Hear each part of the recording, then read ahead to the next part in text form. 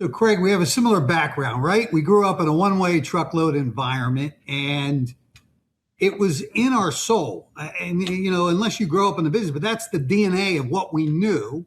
And we started with a couple of customers back in the early to mid 90s with some dedicated contracts, and recognized that it was just an easier business to operate.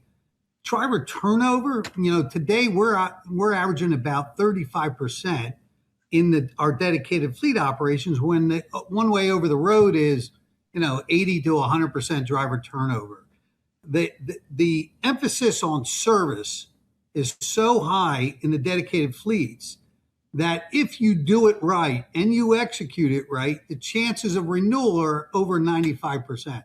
So you can predict your business, you can plan your capital expenses. It was not an easy decision. And real quick story, we bought the company from my dad in the late 90s. And about 10, 11 years later, I go to my dad and I said, we're going to shut down the one-way truckload business.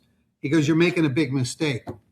And I said, you might be right, but we can't make any money. We're spending a lot of time here, and there's better things we could do with our time and capital.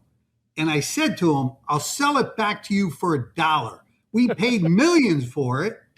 And he goes, no, I don't want it. And I said, well, then why do you think I should keep it open? And that was the end of the conversation, Craig.